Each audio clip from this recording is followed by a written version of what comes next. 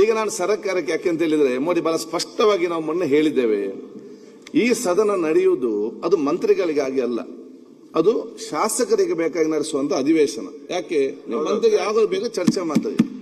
3 ತಿಂಗಳಿಗೊಮ್ಮೆ ಶಾಸಕರು ಸೇರಬೇಕು, ಅವರಿರೋ ಸಮಸ್ಯೆಯನ್ನು, ಅವರ ಊರಿನ ಸಮಸ್ಯೆಯನ್ನು ಚರ್ಚೆ ಮಾಡಬೇಕು. ಅದಕ್ಕಾಗಿ ಎಲ್ಲಾ ಪಕ್ಷದವರು ಕೂಡ, ಎಲ್ಲಾ ಸದಸ್ಯರು ಕೂಡ ಪ್ರಶ್ನೆ ಕೇಳ್ತಾರೆ.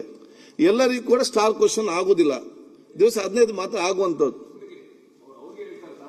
15 ಮಾತ್ರ ಆಗುವಂತದ್ದು. ಉಳಿದಂತ ಪ್ರಶ್ನೆಗೆ ಆ ಸದಸ್ಯರಿಗೆ ಇವತ್ತು ಅವರು ನಿಯಮಾವಳಿ ಪ್ರಕಾರ ಕೇಳಿದಂತ ಪ್ರಶ್ನೆಗೆ ನಾವು ಇವತ್ತು ಸರ್ಕಾರ ಉತ್ತರ ಕೊಡದಿದ್ದಲ್ಲಿ ಮತ್ತೆ ನಾವು ಹೇಳ್ತೇವೆ ನೀವು ಶಾಸಕರು ಬರುವುದಿಲ್ಲ, ಯಾಕೆ ಬರಬೇಕು, ಯಾವ ರೀತಿ ಆಗ್ತದೆ? ಇವರು ಪ್ರಶ್ನೆ ಕೇಳಿದವರೆಗೂ ಉತ್ತರ ಇಲ್ಲ. ಕಾಲಿಂಗ್ ಅಟೆನ್ಷನ್ ನಲ್ಲಿ 15ಕ್ಕಿಂತ ಜಾಸ್ತಿ ತಗೊಳ್ಬೇಡಿ. ಸರಿಯಾದ ಸಮಯಕ್ಕೆ ಕೋರಂ ಮಾಡಲಿಕ್ಕೆ ಮತ್ತೆ ಆ ಸಮಯದಲ್ಲಿ ಬರುವುದಿಲ್ಲ. ಅದಾದ್ರೆ ಯಾವ ರೀತಿ ಇವತ್ತು ಹೋಗುವಂತದ್ದು?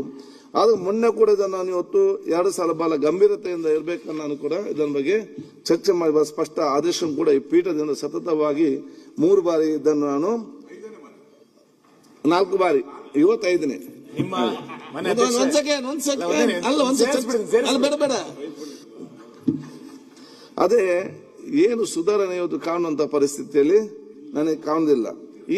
ಈ ರೀತಿ ಬಹುಶಃ ಇದು ಧೋರಣೆ ಆದ್ರೆ ಬಹುಶಃ ಇವತ್ತು ಎಲ್ಲಾ ಸದಸ್ಯರು ಮೆಚ್ಚುವ ರೀತಿಯಲ್ಲಿ ಇದು ಸದನವನ್ನು ಹೇಗೆ ನಡೆಸುವಂತದ್ದು?